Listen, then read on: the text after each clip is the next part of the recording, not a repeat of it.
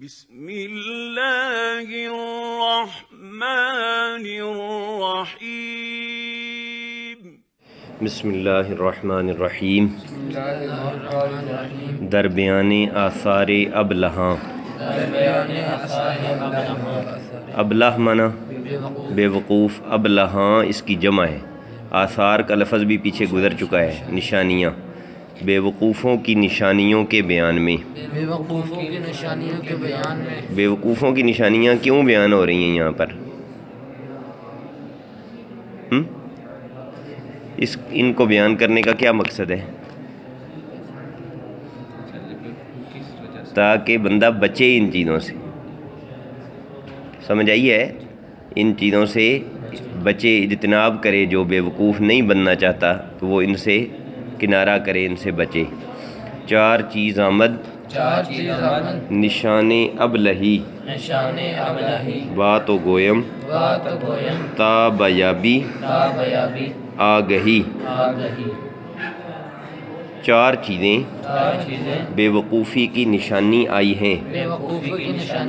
میں تجھ سے کہتا ہوں تاکہ تو واقفیت پائے۔ آگہی یا آگاہی کا معنی کیا ہوتا ہے؟ واقف ہونا، کسی چیز سے واقف ہونا۔ بیابی یہ یافتن سے بنا ہے، یافتن کا معنی پانا۔ تا بیابی آگہی، تاکہ تو واقفیت پائے، آگاہی پائے۔ عیب خود را بد نہ بیند در جہاں، باشد اندر جستن عیب کساں۔ یہ پہلی نشانی ہے بے وقوف آدمی کی۔ عیب خود را، اپنے عیب کو، بد نہ بیند برا نہیں دیکھتا، برا نہیں دیکھتا، نہیں سمجھتا، در جہان جہان۔ جستن مانا ڈھونڈنا، جستن عیب کساں لوگوں کے عیب ڈھونڈنا۔ کس کی جمع ہے نا، کساں، کس مانا آدمی، لوگ، کساں مانا لوگ۔ اپنے عیب کو برا نہیں سمجھتا جہان میں، دوسروں کے عیب ڈھونڈنے میں ہوتا ہے۔ بے وقوف آدمی کی پہلی نشانی یہ ہے کہ اسے اپنی برائیاں نظر نہیں آتی، اپنے عیبوں کو وہ عیب نہیں سمجھتا اور دوسروں کی برائیاں ڈھونڈتا رہتا ہے۔ یعنی اپنے گھر میں آگ لگی ہے اور وہ دوسروں کو نصیحت کرتا پھر رہا ہے۔ تخم بخل اندر دل خود کاشتن، آگاہ امید سخاوت داشتن۔ تخم مانا بیج، گزر چکا ہے یہ پیچھے۔ بخل کنجوسی، بخل کا مانا کنجوسی۔ تخم بخل کنجوسی کا بیج، کنجوسی کا بیج۔ کاشتن مانا بونا، بوتا ہے نہیں، مصدر ہے یہ۔ کاشتن مانا بونا۔ آگاہ کا مانا ہوتا ہے پھر۔ امید سخاوت داشتن، سخاوت کی امید رکھنا۔ اپنے دل میں کنجوسی کا بیج بونا، پھر سخاوت کی امید رکھنا۔ یعنی اس شعر کا مفہوم یہ ہے کہ دوسری نشانی بے وقوف کی وہ کیا ہے؟ خود کسی پہ خرچ نہیں کرتا اور اس کا دل کرتا ہے کہ لوگ مجھ پہ خرچ کریں، مجھے کھلائیں لوگ اور میں کسی کو نہ کھلاؤں۔ ہر کے خلق از خلق او خوشنود نیست، ہیچ قدرش بر در معبود نیست۔ خلق کا معنی ہوتا ہے مخلوق اور خلق کا معنی ہوتا ہے عادتیں۔ خلق معنی عادت۔ خوشنود معنی راضی یا خوش، مطمئن۔ معبود اللہ تعالیٰ، جس کی عبادت کی جائے، جس کی عبادت کی جائے۔ بر در معبود، معبود کے دروازے پر، یعنی اللہ تعالیٰ کے دروازے پر۔ ہیچ کا معنی کچھ، ہیچ معنی کچھ۔ قدرش اس کی قدر، اس کا مرتبہ۔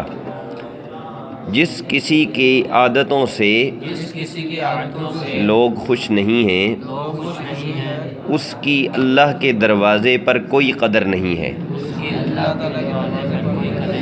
یعنی تیسری عادت تیسری نشانی بیوقوف آدمی کی وہ کیا ہے کہ اس کی عادتیں بری ہوتی ہیں، بد اخلاق ہونا، یہ تیسری نشانی ہے۔ ہر کے اورا پیشہ بدخوئی بود، ہر کے اورا پیشہ بدخوئی بود، کار او کارے او پیوستہ پیوستہ بد روئی بود۔ بدروئی بود۔ بدخوئی کا معنی بد مزاجی، بری عادتیں ہونا۔ پیوستہ کا معنی ملا ہوا بھی ہوتا ہے اور پیوستہ کا معنی ہمیشہ بھی ہوتا ہے۔ بد روئی کا معنی بے رونق، بد روئی کا معنی بے رونقی۔ جس کسی کا کام جس کسی کا کام بد مزاجی ہوتا ہے بد مزاجی ہوتا ہے، اس کا کام اس کا کام ہمیشہ بے رونق ہوتا ہے، ہمیشہ بے رونق ہوتا ہے۔ یعنی اس کے کاموں میں برکت نہیں ہوتی جو بندہ بد مزاج ہو۔ ہوئے بد در تن ہوئے بد در تن، بلائے جاں بود، بلائے جاں بود، مرد میں بد خو مرد میں بدخو، نہ از انسان بود۔ نہ از انسان بود۔ خو منع خوئے بد کون سا مرکب ہے؟ مرکب توصیفی۔ در تن جسم میں، بلائے جاں جان کی آفت، جان کی مصیبت، جان کے لیے مصیبت۔ مردوں میں بد خو بری عادت والا انسان، مرد۔ نہ از انسان بود انسانوں میں سے نہیں ہوتا۔ بری عادت بری عادت جسم میں جسم میں جان کی بیماری ہے، جان کی بیماری ہے۔ بری عادت والا مرد بری عادت والا مرد انسانوں میں سے نہیں ہے۔ انسانوں میں سے یعنی نہیں ہے۔ مقصد اس شعر کا یہ ہے کہ جس طرح جسم کو بیماریاں لگتی ہیں نا، اسی طرح بری عادت بھی ایک بیماری ہے۔ ہر بری عادت ایک بیماری ہے۔ جس میں ایک بری عادت ہے اس کو ایک بیماری ہے، جس میں دو بری آتی ہیں اس کو دو بیماریاں ہیں۔ وہ اس کو پھر کمزور کر دیتی ہیں، ایمان کو کمزور کرتی ہیں۔ بخل شاخ از درخت دوزخ است، بخل شاخ از درخت دوزخ است، واں بخیلک وہاں بخیلت از سگان مسلخ است۔ از سگان مسلخ است۔ بخل کا معنی کنجوسی، ابھی بتایا ہے۔ از درخت دوزخ، دوزخ کے درخت سے، شاخ معنی ٹہنی۔ وہاں اصل میں ہے وہاں، اور وہ بخیلک کے آخر میں جو کاف ہے اس کا ترجمہ کریں گے گھٹیا، کیونکہ یہ چھوٹے کو، گھٹیا ہونے کو، چھوٹا ہونے کو ظاہر کرتی ہے۔ وہاں بخیلک، اور وہ گھٹیا بخیل کنجوس۔ از سگان مسلخ است، مسلخ کا معنی ہوتا ہے وہ جگہ جہاں جانوروں کو ذبح کیا جاتا ہے، ذبح خانہ۔ دیکھا ہے کبھی ذبح خانہ؟ شہروں کے باہر بنے ہوتے ہیں، آج کل حکومتوں نے بھی بنوائے ہوئے ہیں کہ قصائی جو ہیں وہاں جا کر جانوروں کو ذبح کریں تاکہ شہر میں گندگی نہ پھیلے۔ تو وہاں پھر جب جانوروں کی اوجڑی اور اس طرح کی چیزیں ہوتی ہیں نا، تو وہاں کتے اور بلیاں بہت زیادہ ہوتی ہیں اور وہ ایک دوسرے سے جھگڑ رہے ہوتے ہیں، لڑ رہے ہوتے ہیں کتے۔ از سگان مسلخ کا معنی ہے وہ ذبح خانے کے کتوں میں سے ہے۔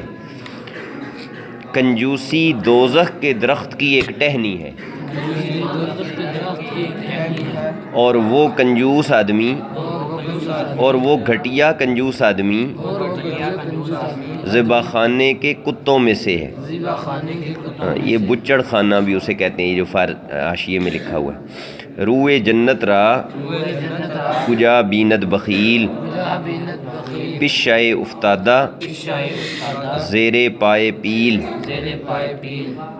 روئے جنت مانا کون سا مرکب ہے؟ اضافی۔ کجا مانا کہاں کہاں، بیند دیکھے نا، دیکھے گا، کون سے مصدر سے بنا ہے یہ؟ دیدن۔ پشا مانا مچھر، افتادہ پڑا ہوا، پڑا ہوا، گرا ہوا۔ زیر پائے پیل، ہاتھی کے پاؤں کے نیچے۔ پیل ہاتھی کو کہتے ہیں، زیر پائے پیل ہاتھی کے پاؤں کے نیچے۔